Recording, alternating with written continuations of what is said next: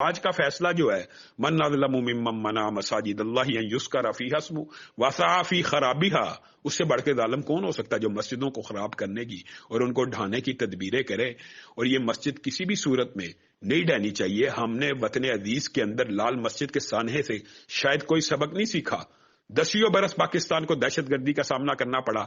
آج پھر یہ وہ ریاست ہے مدینہ کی ریاست کے بعد پاکستان کے جہاں پہ لوگ ہجرت کرتے وقت یہ سوچا کرتے تھے کہ کتنی مقدس سرزمین ہے، یہاں پہ جوتے پہن کے بھی انٹر ہونا کہ نہیں. اس پاک سرزمین کے اندر اگر مندر بناؤ تحریک ہو، اگر گردوارے بناؤ تحریک اور مسجد گراؤ مہم چلے، تو پھر ہم یہ کہنے میں حق بجانب ہے کہ یہ تعصب برتا جاتا ہے. پھر مذہبی لوگوں کے جذبات اور سینٹیمنٹس کو بری طرح مجروح کیا جاتا ہے اور وہ یہ بات سوچنے میں مجبور ہو جاتے ہیں کہ یہ منافقانہ رویہ ہے.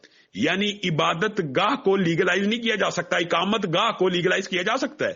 اقامت گاہ اور عبادت گاہ کا آج فرق بیان کیا گیا ہے سپریم کورٹ کے اندر کہ عبادت گاہیں قبضے کے لیے معاذ اللہ استعمال ہو رہی ہیں. میرا خیال ہے کہ قانون تو اندھا ہوتا ہے لیکن جج اندھے نہیں ہوتے.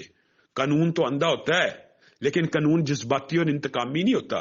قانون ضدی بھی نہیں ہوتا کہ وہ نظر ثانی نہ کر سکے عوامی مفاد کے تحت. اگر پورے پاکستان کے اندر ایک آپ کو پتا کس قسم کی جذباتی کیفیت ہو چکی ہوئی ہے اور اگر اس وقت بھی عوامی رائے کا احساس نہ کیا جائے، ہم کیسے جمہوری ملک میں رہ رہے ہیں؟ یعنی جمہور ایک بات چاہتی ہے اور کوئی دوسرا صرف یورپ کو اور مغرب کو خوش کرنے کے لیے اس طرح کے فیصلے کرے تو اس کا نام بھی پھر اسی فہرست میں لکھا جائے گا.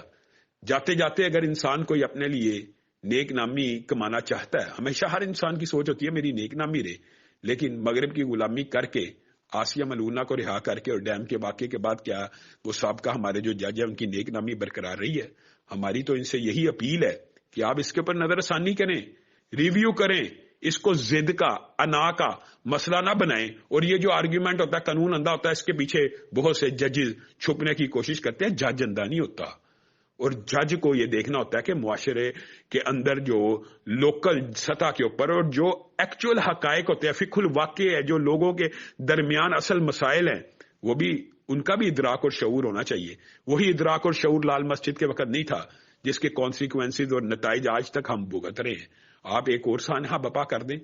آپ ملک کے اندر یہ پیغام دینا چاہتے ہیں کہ ملک ریاض پیسوں کی وجہ سے ہر چیز لیگلائز کرا سکتا ہے. لاکھوں لوگ جو بےچارے، لاکھوں لوگ جو مظلوم ہیں، ان کی جگہوں کے اوپر قبضے یک جنبش قلم عدالتی حکم کے اوپر سارے کے سارے لیگلائز ہو جاتے ہیں. ہمارے اپنے ملک کے وزیر اعظم کی رہائش گاہ ایک قلم کی حرکت سے لیگلائز ہو سکتی ہے.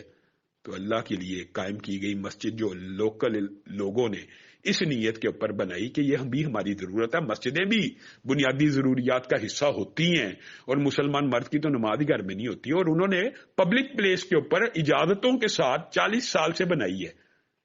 اس کو لیگلائز کرنے کی بجائے اس کو گرانے کا آرڈر جو ہے یہ مسالک کا مسئلہ نہیں ہے. یہ ہم اس بارے میں بھی آپ کو یہ بات کہنا چاہتے ہیں کہ یہ اگر آپ یہ بات کہیں کہ یہ جی مولویوں کو یا فرقہ وریت کو اس میں کوئی مسئلہ ہے تو مجھے بتائیں سب سے زیادہ مساجد آپ کو پتا باغوں کے اوپر کس مسلک کی؟ ہمارے مسلک کی نہیں ہے، نہ دیوبند مسلک کی ہے. بریلویوں کی سب سے زیادہ مساجد باغوں کے اوپر قائم ہے.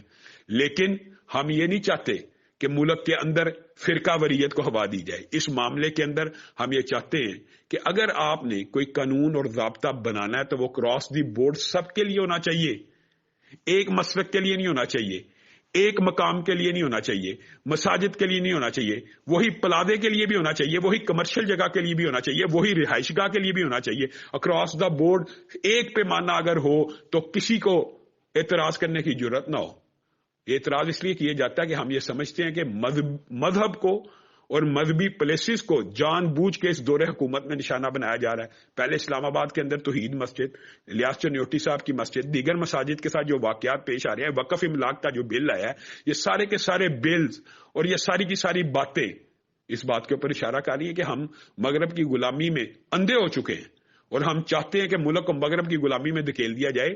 تو ایسا ہرگز نہیں ہونا چاہیے. ہماری پھر اپیل ہے سپریم کورٹ سے کہ ریویو کرنا چاہیے. اس کو ضد کا انا کا کسی صورت مسئلہ نہیں بنانا چاہیے. آج کے فیصلے کے اوپر بھی دوبارہ نظر ثانی جو واقعہ حقائق ہیں، جو زمینی حقائق ہیں، ان کو مد نظر رکھتے ہوئے آپ معاشرے میں افراتفری اور اگر چند جانوں کے نقصان کے بعد دوبارہ فیصلہ کرنا چاہتے ہیں تو یہ ظلم کی بات ہے۔